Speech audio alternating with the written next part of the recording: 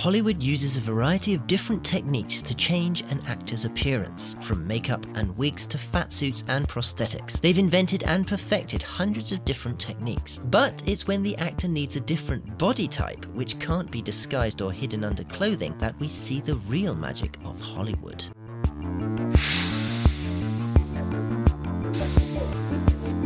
Two types of silicone rubbers are used. The green silicone contains an oil that prevents the actor's body hair from adhering to it. The oilless blue silicone is then applied on top, and then both are wrapped in a temporary plaster jacket to cure. Once dry, the plaster cast is then carefully removed, and the mold is used to create a fiberglass mold that gets covered in clay, ready for the next step.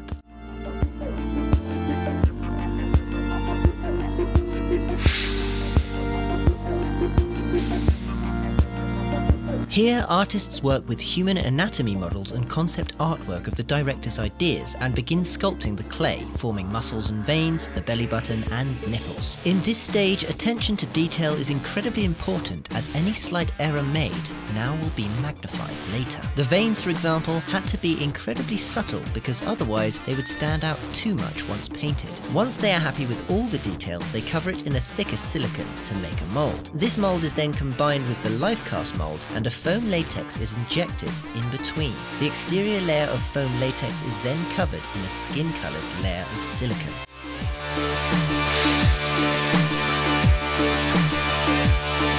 The painter begins by finding the actor's skin tone and then matching it. Although everyone has their own skin tone, this tone varies depending on the area of the body, how much sun it gets, or how the light reflects off it. Everybody's skin has red tones because of the blood, blues from the veins, but also greens, browns, and pinks. If the bodysuit is for a manscaped bodybuilder, it would be finished after paint, but if it's for a fat, hairy guy, there's even more detail to be added. For example, a belly isn't just a bulge, it has weight to it. So they added bags of beads to the inside of the suit in order to mimic its weight, and so the belly had some bounce. Hairs had to be sewn onto the suit individually, respecting growth patterns and also density. Knowing, understanding, and being able to apply all these subtle differences add to making the suit look ultra realistic.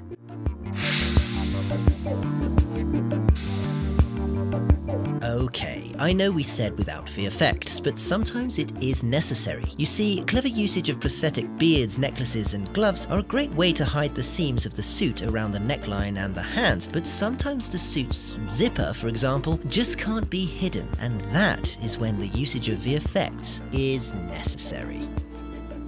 Please give us a like if you enjoyed this video. Don't forget the links to the music used in this video are in the video description, and be sure to let us know in the comment section which movie VFX you'd like to see behind next.